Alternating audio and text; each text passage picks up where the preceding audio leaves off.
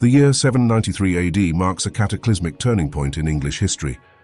On a small island off the Northumbrian coast, the peaceful monastery of Lindisfarne was brutally assaulted. This devastating raid heralded the terrifying dawn of the Viking Age. Lindisfarne was more than just a monastery. It was a spiritual beacon, a center of learning and faith. Its destruction sent a chilling message, striking at the very heart of Northumbrian Christianity and Anglo-Saxon identity. The sanctity of the island offered no protection against the coming storm. These new invaders were masters of the sea, their longships marvels of engineering and speed. These vessels allowed them to strike with terrifying swiftness, appearing from the mists and vanishing just as quickly. Their maritime prowess was unmatched, giving them a decisive advantage. The initial Viking strategy was brutally effective, exploiting England's vulnerabilities. The Anglo-Saxon kingdoms were fragmented, often at odds with one another, and their rich monasteries lay largely undefended. These wealthy religious sites became prime targets for plunder. The attack on Lindisfarne sent shockwaves across the entire Christian world. Chroniclers recorded the horror, describing the desecration of holy places and the slaughter of monks. Fear spread like wildfire through the kingdoms of Anglo-Saxon England. Viking longships were the ultimate weapon of their era, enabling rapid strikes and swift retreats. Their shallow drafts allowed them to navigate rivers deep inland, extending their reach far beyond the coast. No settlement felt truly safe from their sudden appearance. The initial raids quickly escalated in frequency and ferocity. Monasteries like Jarrow in 794 AD and Iona suffered repeated brutal assaults. These sacred sites, once symbols of peace, became scenes of unimaginable terror and destruction. Viking targets were primarily undefended Christian sites, rich in portable wealth. Gold, silver, precious manuscripts, and valuable relics were all ripe for the taking. The monastic communities, dedicated to spiritual pursuits, were ill-equipped to defend such treasures. The Vikings were not merely raiders, they were astute observers. They gathered intelligence on English vulnerabilities, noting the wealth of the land and the political divisions among its rulers. This knowledge would prove invaluable for their future ambitions.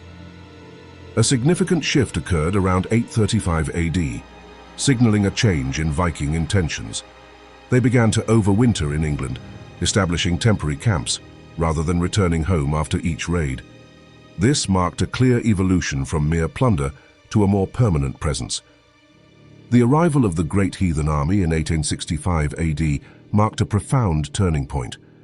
This was no longer a series of sporadic raids, but a coordinated invasion force. Their objective was not just plunder, but conquest and settlement. This formidable army was led by legendary figures, including the fearsome Ivar the Boneless. Their reputations preceded them, striking terror into the hearts of their enemies. These leaders commanded respect and instilled discipline within their ranks.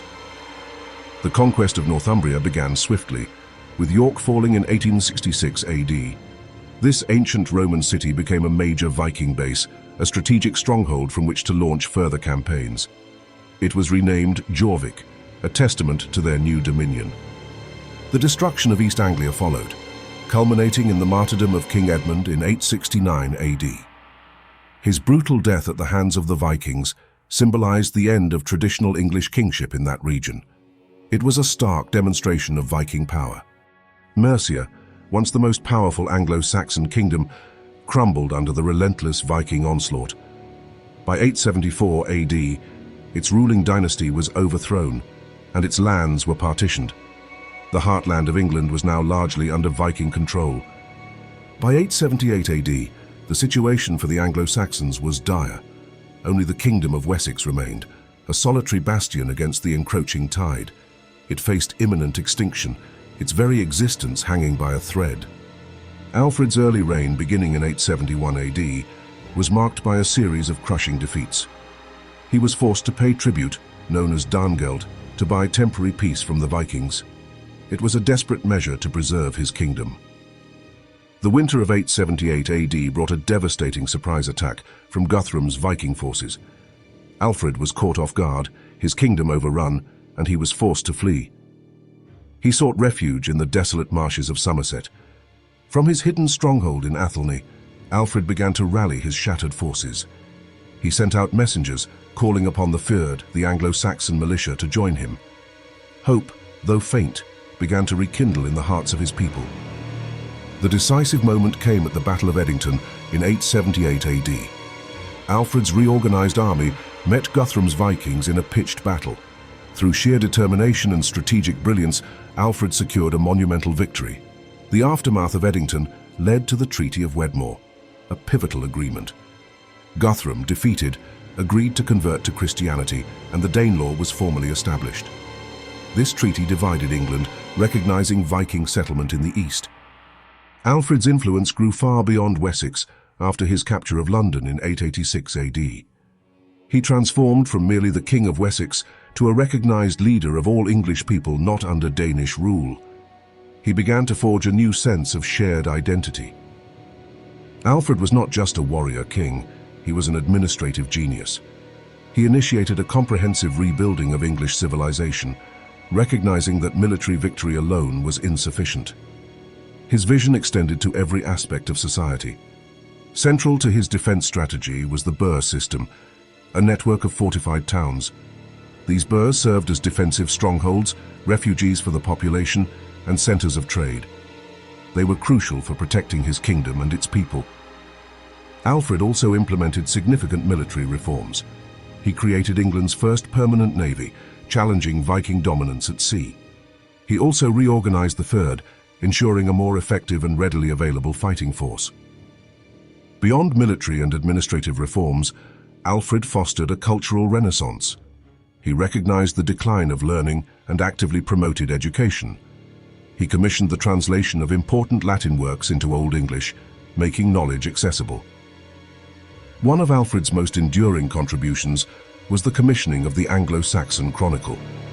This continuous historical record provided a narrative of English history, preserving the past for future generations. It became a cornerstone of national identity. Alfred laid the essential groundwork for a unified kingdom, even amidst Viking settlement.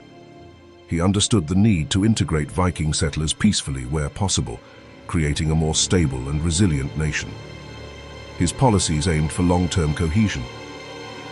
His innovations and vision provided the blueprint for his successors. They would build upon his foundations, eventually leading to the reconquest of the Danelaw.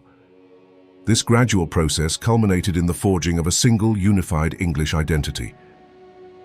The Viking Age, though initially a period of immense destruction and upheaval, ultimately birthed something new. It led to a synthesis of cultures, a blending of Anglo-Saxon and Norse traditions. From the ashes of conflict, a more resilient nation emerged.